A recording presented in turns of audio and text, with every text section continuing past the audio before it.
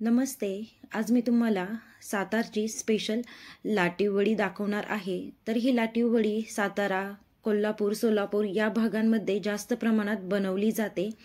तर आज तुम्हाला माझ्या सासूबाई ज्या पद्धतीने बनवतात ती पद्धत तुमच्यासोबत मी शेअर करणार आहे. चला तर लगेचच व्हिडिओला सुरुवात करूया. सगळ्यात आधी वडीसाठी आपण पीठ तयार करून घेऊया. तर त्यासाठी मी 1 वाटी गव्हाचं पीठ घेतलेलं आहे आणि पाऊण वाटी बेसन पीठ घेतलेलं आहे. बेसन पीठ आणि गव्हाचं पीठ समप्रमाणात घेतलं तरी चालेल. त्यामध्ये थोडेसे आपण मसाले टाकून घेऊया. त्यामध्ये थोडीशी हळद टाकली आहे, थोडीशी लाल मिरची पावडर, चवीपुरतं मीठ आणि थोडासा ओवा हातावरती चोळून यामध्ये टाकलेला आहे. 1 ते 1.5 चमचा गरम तेलाचं मोहन यामध्ये टाकलेलं आहे. तर हे तेलाचं मोहन पिठाला व्यवस्थित असं चोळून घेऊया.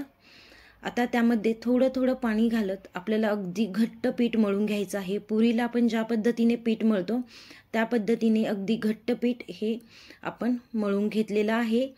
तर पीठ आपण एका साईडला ठेवून देऊया. तर आता आपण वडीसाठी लागणारं सारण तयार करूया. तर त्यासाठी मी ते 2 चमचे घेतलेले आहेत कारळे. तर कारळे आपल्याला हे थोडेसे भाजून घ्यायचे आहे. भाजल्यानंतर ते असे तडतड उडायला लागतात. म्हणजे ते व्यवस्थित असे भाजले गेलेत तर काढून लगेच घ्यायचे. तर आता 2 चमचे आपण घेतलेले आहे तीळ आणि 1 चमचा घेतलेला आहे खसखस. तर खसखस आणि तीळ सुद्धा आपल्याला थोडेसे भाजून घ्यायचे आहे. गॅसची फ्लेम मीडियमच करायची, कारण हे लगेचच भाजले जातात. त्यामुळे मीडियम हीटवरती आपण हे भाजून घेणार आहोत. 1 चमचा आपण जिरी घेतली आहे, ती सुद्धा थोडीशी भाजून घेतली आहे. आता 1 वाटी घेतलेला आहे खोबऱ्याचा किस.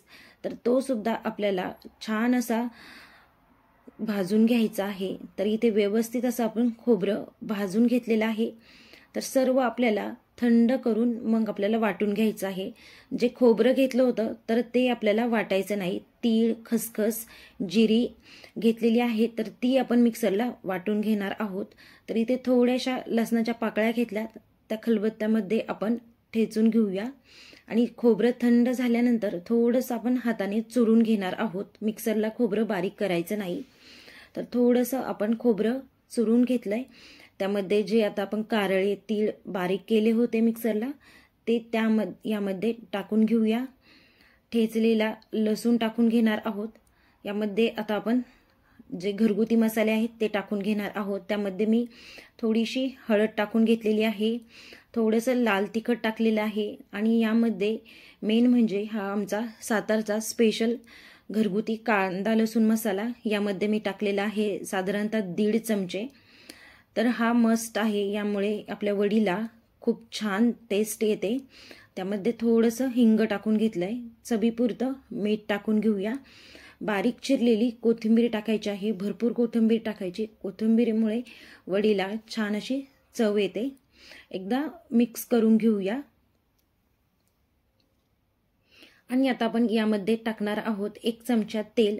तेलामुळे आपलं जे सारण आहे त्याला छान असं बाइंडिंग येईल आणि ते वडीमध्ये व्यवस्थित असं चिकटलं जाईल, सुटणार नाही वडीमधनं बाहेर. त्यामुळे आपण तेल टाकून एकदा हे व्यवस्थित असं मिक्स करून घेऊया.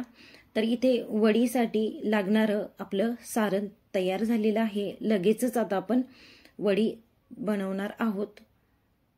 तर पीठ सुद्धा आपलं 10 मिनिट व्यवस्थित असं भिजलेलं आहे. तर या पिठाचे मी 2 समान गोळे करून घेतलेले आहेत. तर आता आपल्याला हे लाटून घ्यायचं आहे. लाटताना आपल्याला याला पीठ न लावता आपण लाटून घेणार आहोत. जर चिटकत असेल पोळपटाला तर त्याला थोडंसं तुम्ही तेलाचा हात लावू शकता, म्हणजे चिटकणार नाही. पण पीठ न लावता आपल्याला हे लाटून घ्यायचं आहे. जशी आपण चपाती लाटतो त्या पद्धतीनेच आपल्याला पातळ हे लाटून घ्यायचं आहे.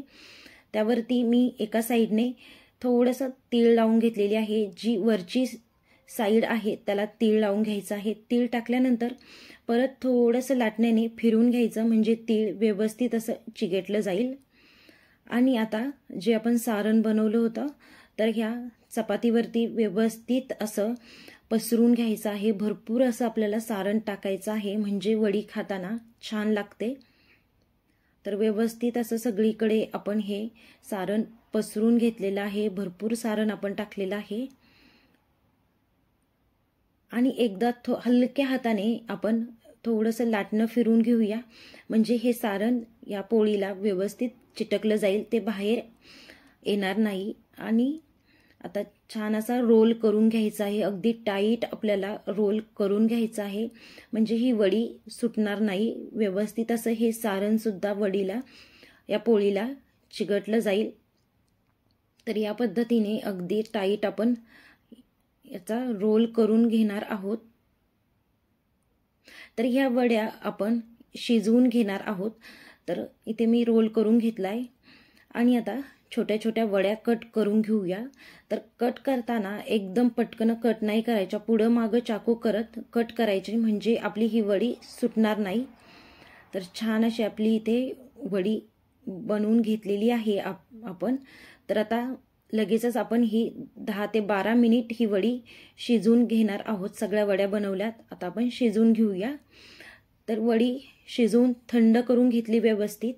तर आता मी ही वडी शालो फ्राय करून घेणार आहे. जर तुम्हाला डीप फ्राय करायची असेल, डीप फ्राय केली तरी चालेल, किंवा अजून हेल्दी बनवायची असेल तर 1 ते 2 चमचे तेलामध्ये सुद्धा ही वडी तुम्ही परतून घेऊ शकता.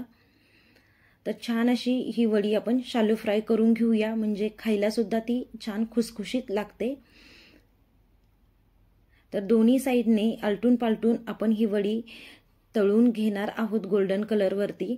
तर ही वडी 5 ते 6 दिवस सुद्धा व्यवस्थित टिकते, खराब होत नाही आणि खायला सुद्धा खूप छान लागते. छान कुरकुरीत वड्या आपण तळून घेतलेल्या आहेत. तर मी आज तुम्हाला माझ्या सासरी ज्या पद्धतीने वडी बनवती तर ती पद्धत तुमच्यासोबत शेअर केलेली आहे. तर माझ्या सासूबाई सुद्धा या सेम असेच वडी बनवायचे. जेव्हा पण आम्ही सगळे एकत्र जमायचो तर तेव्हा त्या हमखास लाटी वडी बनवायचे. पण आता भरपूर दिवस मी खाल्लेली नाही आहे त्यांच्या हातची, तर त्यामुळे मी आज बनवली आणि तुमच्यासोबत शेअर केली. तर व्हिडिओ कसा वाटला ते नक्की सांगा. आवडला असेल तर नक्की तुम्ही बनवून पहा, लाईक करा, शेअर करा. परत भेटूया अशाच एका मस्त व्हिडिओमध्ये. तोपर्यंत बाय बाय.